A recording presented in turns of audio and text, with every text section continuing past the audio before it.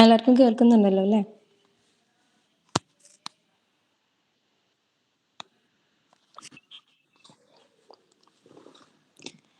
അപ്പോൾ ലിറ്റററി ലെൻസിൻ്റെ 78ാമത്തെ എപ്പിസോഡിലേക്ക് ഞാൻ എല്ലാവരെയും സ്വാഗതം ചെയ്യാണ്. ഇന്നിവിടെ നമുക്ക് വേണ്ടിയിട്ട് പ്രസൻറ്റ് ചെയ്യാൻ വന്നിട്ടുള്ളത് ഫിസ മറിയാണ്. ബുക്കിൻ്റെ പേര് ഈറ്റ് പ്രേ ലവ് എന്ന് പറഞ്ഞ ബുക്കിൻ്റെ റിവ്യൂ പറയാനാണ് ഫിസ മറിയം വന്നിട്ടുള്ളത്. ആൾ BA functional English student, first year student ആണ് ക്രൈസ്റ്റ് കോളേജിലത്തെ. അപ്പോൾ ഫിസ മറിയത്തെ ഞാൻ വേദിയിലേക്ക് സ്വാഗതം ചെയ്യുന്നു.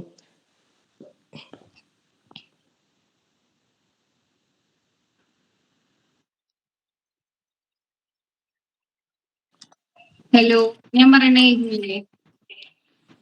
കേൾക്കുന്നുണ്ട് ഫിസ. ഹലോ എവ്രിവൺ, പേര് ഫിസ മറിയം. അപ്പോ ഞാൻ ഇന്ന് പറയാൻ പോകുന്ന ബുക്കാണ് ഈറ്റ് പ്രേ ലവ് എന്ന് പറയുന്നത്. എലിസബത്ത് ഗിൽബർട്ടിന്റെ ഇതാണ് ബുക്ക്. ഇത് ഇതിന്റെ പുതിയ എഡിഷൻ ആണ്. പഴയ എഡിഷന്റെ കവർ പേജ് ഡിഫറെന്റ് ആണ്. അപ്പൊ ഞാൻ ആദ്യം തന്നെ പറയാൻ പോകുന്നത് why I choose this book.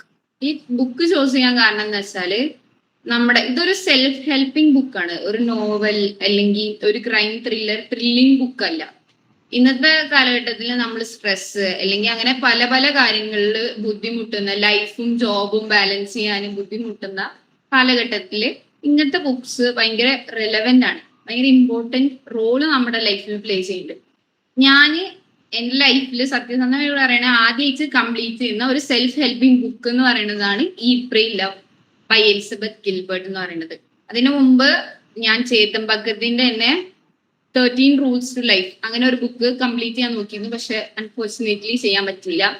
അപ്പോ ഇപ്പൊ ഞാൻ വായിച്ചുകൊണ്ടിരിക്കുന്ന ഒരു ബുക്കാണ് eat pray love by Elizabeth Gilbert.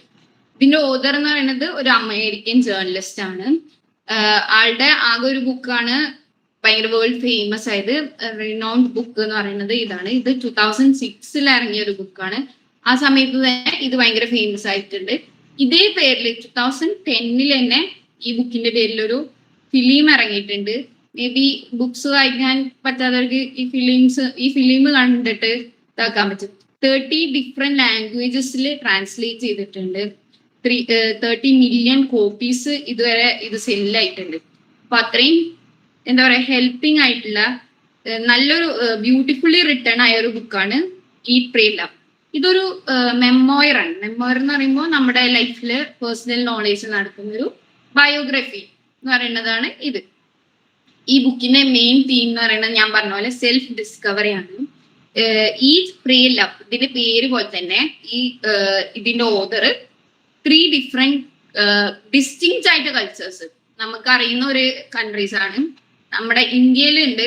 അതേപോലെ 3 ഡിഫറെന്റ് കൺട്രീസ് ആണ്, ഇറ്റലി, ഇന്ത്യ ആൻഡ് ഇന്തോനേഷ്യ. ഈ 3 കൺട്രീസിൽ അവരുടെ യാത്രകൾ നടത്തിയിട്ട് സെൽഫായിട്ട് ഡിസ്കവർ ചെയ്യുന്നതിനെ പറ്റിയിട്ടുള്ള ഒരു എന്താ പറയാ ട്രാവൽ ബയോഗ്രഫി എന്നൊക്കെ നമുക്ക് വേണമെങ്കിൽ മെയിൻ ചെയ്യാം. അപ്പോ ആദ്യം ഇവര് പോകുന്നത് ഇറ്റലിയിലാണ്. ഈറ്റ് എന്ന് പറയുന്ന സംഭവം നടക്കുന്നത് ഇറ്റലിയിലാണ്. അവിടെ അവര് പ്ലഷർ കണ്ടുപിടിക്കുന്നതും ഇന്ത്യയിൽ ഒരു സ്പിരിച്വൽ ജേർണി, പ്രേയിങ്ങും ഡിവോഷനും കണ്ടെത്തുന്നതും, പിന്നെ ഇന്തോനേഷ്യയിൽ അവരുടെ ലൈഫിന്റെ ബാലൻസും പിന്നെ ലവും ഇതിനെ പറ്റി സംസാരിക്കുന്നതാണ് ഈ ബുക്കിൽ മെയിൻ ആയിട്ടുള്ളത്. ഈ ബുക്ക് എന്ന് വെച്ചാല് ഇതിന് ഒരു ഇൻട്രസ്റ്റിംഗ് പാർട്ട് എന്ന് വെച്ചാൽ ഇതിന്റെ സ്ട്രക്ചർ തന്നെയാണ്. ഇതിന്റെ സ്ട്രക്ചർ വരുന്നത് ഒരു ജപമാല. നമുക്ക് എല്ലാവർക്കും അറിയില്ല, ജപമാല എന്ന് പറയുന്നത് ഒരു മന്ത്രാസ് അല്ലെങ്കിൽ പ്രേയേഴ്സ്, മെഡിറ്റേഷനിൽ നമ്മുടെ ബ്രെത്ത് ഒക്കെ കൗണ്ട് ചെയ്യാൻ യൂസ് ചെയ്യുന്ന ഹിന്ദുയിസത്തിലും ബുദ്ധിസത്തിലും ഒക്കെയാണ് കോമൺ ആയിട്ട് യൂസ് ചെയ്യുന്നത്. അതിലൊക്കെ യൂസ് ചെയ്യുന്ന ഒരു സംഭവമാണ് ജപമാല. ഈ ജപമാല 108 ബീഡ്സ് ആണുള്ളത്. അതേപോലെയാണ് ഈ ബുക്കിന്റെ ഓരോ സ്റ്റോറീസും. അത് 108 പേജസ് ആക്കിയിട്ടാണ് 108 ഷോർട്ട് സ്റ്റോറീസ് ആക്കിയിട്ടാണ് പറഞ്ഞിട്ടുള്ളത്. അതിൽ തന്നെ ഇത് 3 പാർട്ടാക്കിയിട്ട് ഡിവൈഡ് ചെയ്തിട്ടുണ്ട്. 36 സ്റ്റോറീസ് ഫോർ ഈച്ച് പാർട്ട്. ഒരു പാർട്ട് ഇറ്റലി, ഫസ്റ്റ് ഇവര് പോകുന്നത് ഇറ്റലിയിലോട്ടാണ്. അതിനുശേഷം അവിടെ നിന്നുള്ള യാത്രയാണ് ഇന്ത്യയിലോട്ട്. ഒരു ഗുരുവിനെ തേടിയിട്ട് ഇന്ത്യൻ ആശ്രമത്തിൽ വന്ന് സ്പിരിച്വൽ ജേർണിയാണ്. പിന്നെ വരുന്നതാണ് ഇന്തോനേഷ്യ. ഇവരുടെ യാത്രയുടെ തുടക്കം തന്നെ ഒരു ഹാർട്ട് ബ്രേക്ക് ആണ്. ഇവരുടെ ഡിവോഴ്സിന് ശേഷം ഇവര് ഹാർട്ട് ബ്രേക്ക് ആയിട്ട് അതിന്റെ ഒരു ഹീലിംഗ് പ്രോസസ് എന്ന് വേണമെങ്കിൽ നമുക്ക് ഈ ബുക്കിനെ വിശേഷിപ്പിക്കാം. Healing from heart break, self discovery, finding containment, പിന്നെ ചലഞ്ചിങ് സൊസൈറ്റൽ എക്സ്പെക്ടേഷൻസ്. സൊസൈറ്റിയിൽ നടക്കുന്ന എക്സ്പെക്ടേഷൻസിനെതിരെ ഇവർ ഈ ബുക്കിൽ സംസാരിക്കുന്നതായിട്ട് എനിക്ക് തോന്നിയിട്ടുണ്ട്.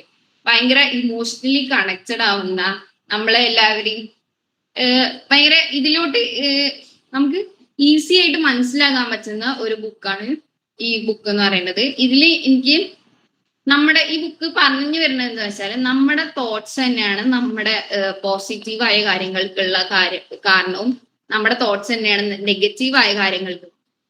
ഇതിൽ എനിക്ക് ഏറ്റവും ഇഷ്ടപ്പെട്ട ഒരു തോട്ടാണ്, ഞാൻ അത് പറയാം. You need to learn how to select your thoughts just the same way you select your clothes every day. സത്യസന്ധമായിട്ട് നമ്മുടെ ഡ്രസ്സുകള്, ലിറ്ററലി നമ്മുടെ ഡ്രസ്സുകൾ നമ്മൾ സെലക്ട് ചെയ്യുന്നതിന് അത്ര പോലും നമ്മുടെ തോട്ട്സിന് നമ്മൾ വാല്യൂ കൊടുക്കുന്നില്ല. അതിൽ ഭയങ്കര സെലക്റ്റീവായ നമ്മുടെ തോട്ട്സ് എത്രത്തോളം നെഗറ്റീവ് ആണോ എത്രത്തോളം പോസിറ്റീവ് ആണോ എന്ന് നമ്മൾ ശ്രദ്ധിക്കാറില്ല. അപ്പൊ നമ്മുടെ തോട്ട്സ് പോസിറ്റീവ് ആണോ നെഗറ്റീവ് ആണോ, അതാണ് നമ്മുടെ ലൈഫിനെ എന്താ പറയാ, ലൈഫിനെ ബാധിക്കുന്നത്. നമ്മുടെ ചുറ്റുമുള്ള അറ്റ്മോസ്ഫിയർ പോസിറ്റീവ് ആവണം, നമ്മുടെ തോട്ട്സും പോസിറ്റീവ് ആവണം. അങ്ങനെ ഒരുപാട് കാര്യങ്ങൾ ഈ ബുക്കിലൂടെ നമുക്ക് പറഞ്ഞു തരുന്നുണ്ട്. അതേപോലെ തന്നെയാണ് ഈ ബുക്കിൽ അവസാനം അവർ പറയുന്നതാണ്, happiness is the consequence of personal effort. നമ്മൾ സന്തോഷമായിട്ട് ഇരിക്കുന്നത് നമ്മുടെ മാത്രം കാരണം കൊണ്ടാണ്. അത് നമ്മുടെ മാത്രം കയ്യിലാണ് നമ്മുടെ ഹാപ്പിനെസ് ഇരിക്കുന്നത് എന്നാണ് ഇതില് പറയുന്നത്. So this is the book. ഇനി ഇതിനെ വെച്ച് പറയുകയാണെങ്കിൽ ഇതിന്റെ സ്റ്റോറി നമ്മുടെ ബുക്കിലുള്ള ആ ഇത് കുറയും. അപ്പോ ഞാൻ ഇത്രത്തോളാണ് ഈ ബുക്കിനെ പറ്റിയിട്ട് പറയുന്നത്.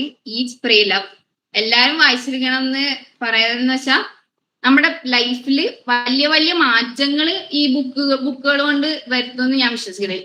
പക്ഷെ ചെറിയ ചെറിയ മാറ്റങ്ങൾ ഇങ്ങനെയുള്ള ബുക്കുകളിൽ നമ്മളെ ഒരുപാട് ലൈഫിനെ വേറൊരു രീതിക്ക് കാണാനും ഇങ്ങനത്തെ ബുക്കുകൾ സഹായിക്കും. ഈ ബുക്ക് വായിച്ചു കഴിഞ്ഞാൽ നമുക്ക് എല്ലാവർക്കും ഒരു സോളോ ട്രിപ്പ്, ലൈക്ക് നമ്മളെ തന്നെ എക്സ്പ്ലോർ ചെയ്യാൻ കൂടുതൽ ശ്രമിക്കാൻ നമ്മളെ കൊണ്ട് ഈ ബുക്ക് സാധിപ്പിക്കും. Solo travel to understand yourself. നമ്മുടെ നമുക്കൊരു സോളോ ട്രാവൽ പോവാൻ തോന്നും. To understand our self, main important ആയിട്ട് to love our self. So that's it. I hope everyone will read this book and will love it. അത്രേ ഉള്ളൂ ഈ ബുക്കിനെ വെച്ചിട്ട്.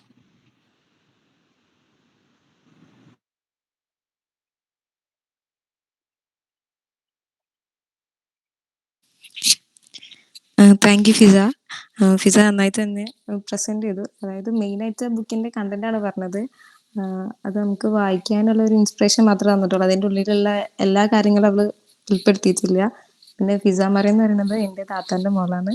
ഞാനിങ്ങനെ ഒരു കാര്യം പറഞ്ഞിട്ട് അവളുടെ അടുത്ത് പോയപ്പം അവളൊരു മടിയും കൂടാതെ ഞാൻ ചെയ്തോളാം എന്നാണ് എൻ്റെ അടുത്ത് ആദ്യം പറഞ്ഞത്.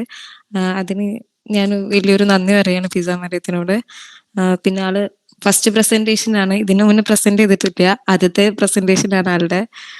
പിന്നെ first year BA English, functional English student ആണ് ആള്. അപ്പോൾ ഇതിന്റെ ഫീഡ്ബാക്ക് പറയാനായിട്ട് ഞാൻ ഹബീബനെ ക്ഷണിക്കും. Good evening all. അപ്പൊ എല്ലാരും ഫിസ പറഞ്ഞതൊക്കെ ശ്രദ്ധിച്ചിട്ടുണ്ടാവും വിചാരിക്കുന്നു. അപ്പോ കുറച്ച് സമയത്തിനുള്ളിൽ തന്നെ ഈ ഒരു ബുക്ക് വായിക്കാനുള്ള ഒരു ആഗ്രഹം അവള് പറഞ്ഞത് നമുക്ക് ഉണ്ടായിട്ടുണ്ടാവും. ഈ ഈറ്റ് പ്രേ ലവ്. അപ്പോ അത് വായിച്ചു കഴിഞ്ഞാൽ ഒരു ട്രാവലോഗ് പോലുള്ള ഒരു ബുക്കാണെന്ന് വിചാരിക്കണം. ഇപ്പൊ കുറച്ച് സമയം അവള് പറഞ്ഞിട്ടുള്ളൂ, കൂടുതൽ കാര്യങ്ങളൊന്നും പറഞ്ഞിട്ടില്ല. കുറച്ച് സമയം കൂടെ പറയായിരുന്നു എന്ന് തോന്നി. എന്നാലും ഇത് വായിക്കാനുള്ള ഒരു ആഗ്രഹം വന്നിട്ടുണ്ട്. അപ്പൊ താങ്ക് യു. താങ്ക് യു ഹബീബ. അടുത്തതായി ഞാൻ ദിൽനയെ ക്ഷണിക്കുന്നു. Good evening. ആദ്യം തന്നെ ലിറ്ററൻസിന്റെ ഈ പ്രോഗ്രാമിന് വേണ്ടി മുന്നോട്ട് വന്ന ഫിസ മറിയന് വലിയൊരു താങ്ക് യു. ഞങ്ങളിങ്ങനെ ഒരു കാര്യം പറഞ്ഞപ്പോൾ വേഗം ക്ഷണം സ്വീകരിച്ച് വന്നതിന് ഒരു ബിഗ് താങ്ക് യു. അതുപോലെ തന്നെ ഈ ഒരു പുസ്തകം നമുക്ക് പരിചയപ്പെടുത്തി തന്നതിന് നല്ലൊരു ബുക്ക് റിവ്യൂ ആയിരുന്നു. കൂടുതലായിട്ട് ആ സ്റ്റോറി കൊണ്ട് വെളിപ്പെടുത്താൻ നമുക്ക് അതിൻ്റെ ഒരു ഔട്ട്ലൈൻ തന്നിട്ട് നമുക്കൊരു വായിക്കണം എന്നൊരു തോന്നൽ വന്ന് ഇത് കേട്ടപ്പോൾ. അപ്പോൾ ഭയങ്കര നന്നായിട്ട് തന്നെയാണ് പറഞ്ഞിരുന്നത്. അപ്പോൾ thank you once again. Thank you ഞങ്ങളുടെ ക്ഷണം സ്വീകരിച്ച് വന്നതിന്.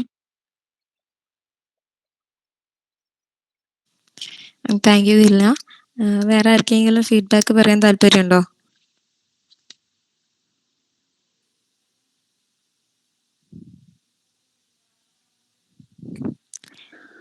ഓക്കെ, അപ്പോൾ ലിറ്റിൽ ലെൻസിൻ്റെ 78ാമത്തെ എപ്പിസോഡ് ഇവിടെ അവസാനിക്കുകയാണ്. ഇതുവരെ വന്നു ഇരുന്ന എല്ലാവർക്കും നന്ദി പറഞ്ഞുകൊണ്ട് ഈ സെക്ഷൻ ഇവിടെ വൈൻഡപ്പ് ചെയ്യുന്നു. Thank you.